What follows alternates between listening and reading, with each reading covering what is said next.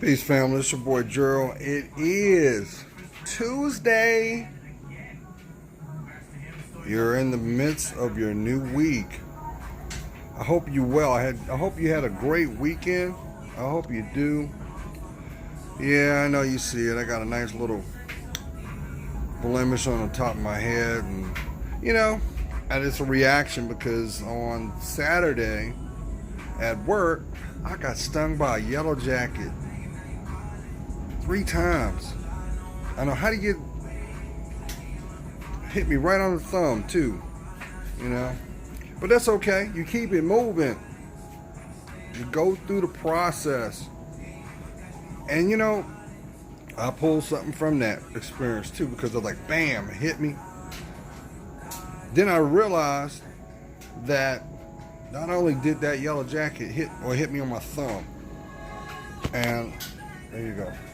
Can't see it, but my hand's swole. Swole. But when I really looked at it after the fact, I realized that the damn thing had hit me 3 times. Oh yeah. He's not. It's no longer in this reality. But reaction. And with that being said, it made me think about where we are in our life. Because think about it.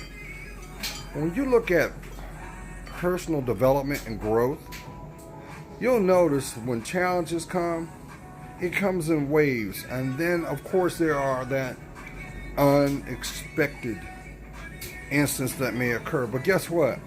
That is nothing but validation that you're in the right direction. You're going forth. And it's a last-ditch attempt to distract you for what you need to get done. I don't know about you, fam, but this summer had a lot of events, directly and indirectly. And no matter what was going on, I still allowed myself to be grounded, allowed myself to gain some type of knowledge from the experience. Maybe not at that moment, maybe shortly after, because that's how life is. Because at a minimum, we can all agree that your life is not stagnant. It is not about this is far as you're going to go and this is the best you're going to be. No. No ma'am. No sir. So, what I'm trying to get at is, right now you may be feeling that possibly you got some nagging things going on that you got to conquer. And you may be trying to find out what is the best outcome for that said event.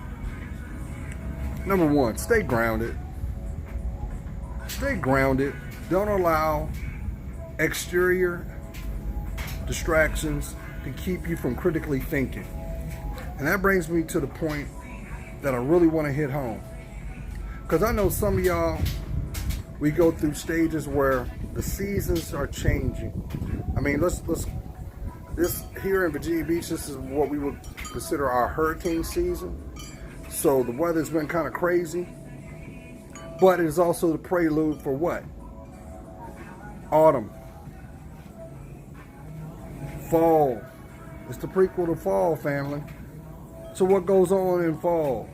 Things that do not serve you will fall away.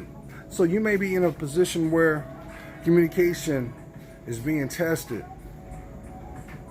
Communication directly, verbally, which the greatest form of communication is what? Listening. You will find certain nuances that will be presented right in front of you, hidden in plain sight, made visible. Why? Because you are emotionally at that place where you're able to deal. And it might be trauma too. Let's go there. Because some of us, as adults,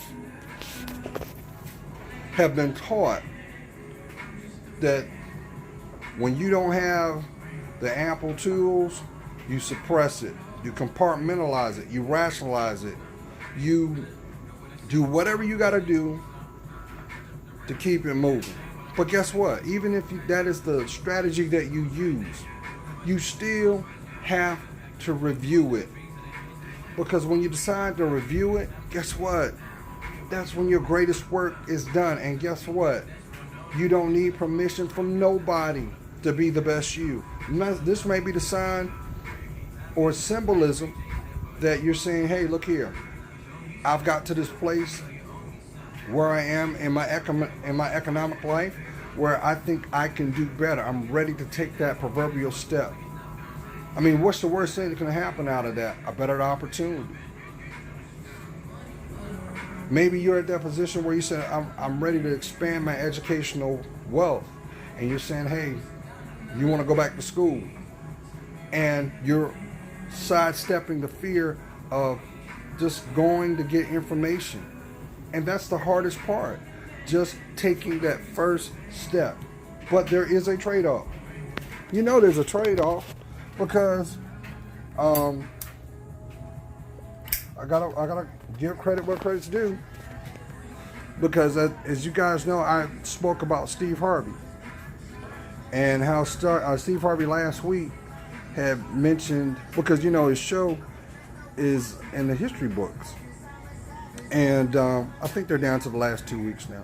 But he mentioned something that he learned from his father, and he always says, well, you know, my father only had a third grade education, but some of the jewels that he passed on will prepare me and carried me on through my life. And he said, everybody that want to walk with you can't go with you, which is similar to what I've mentioned in the past too. But that's nor here nor there.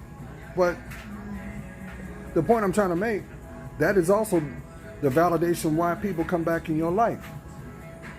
Because no matter what their life story is, no matter what their challenges are being posed before them, guess what? At the end of the day, it is your mentality that sets up what you see to make your life. That's right. That is what makes the colors and the tapestry. That's what makes uniqueness about your life, because everybody has their own path. Not everything you're going to be able to embrace. But guess what? We all have a commonality of thought. We all want to be happy. We all want to feel safe. We all want to be progressive. And we all wish to have the life that we dream about. Which means what? We got to put that work in. Maybe that work may require you to change logistics. Maybe this is the time where you're saying, well, you know what? I'm ready to see what's on the other side of that hill.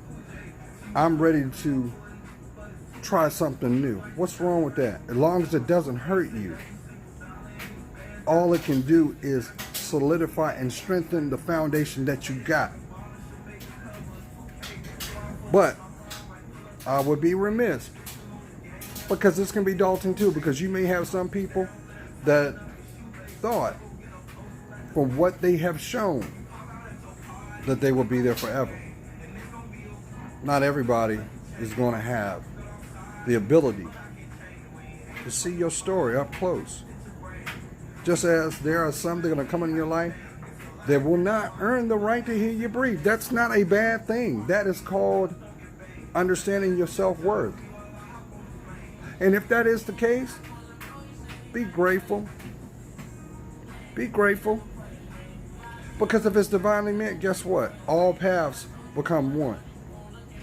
They do.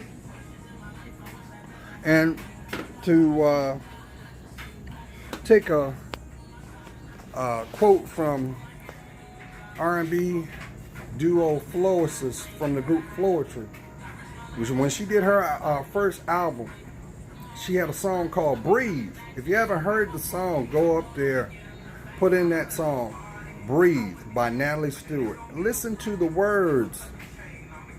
Listen to the words. But she also said in that song, there'll be plenty of people that want to know you, but not everybody will get to go with you.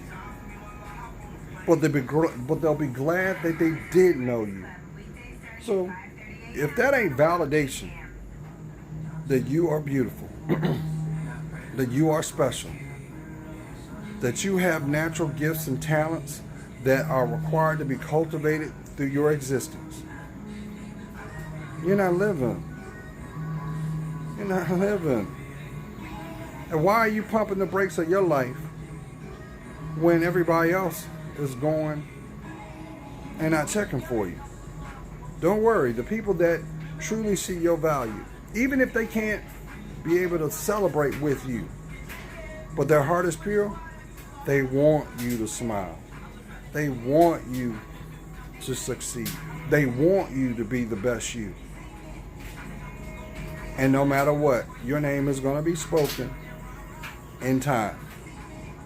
Because trust and believe, there are plenty of people that you've come in contact that pray in your behalf that whatever you're going through, whatever that may be a challenge, that you will see it through.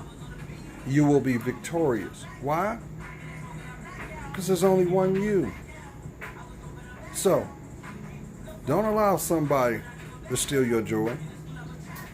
If anything, spin it around and question, why do they want to see you in a low level if they're not living the example to be high? And that'll tell you what a friend is.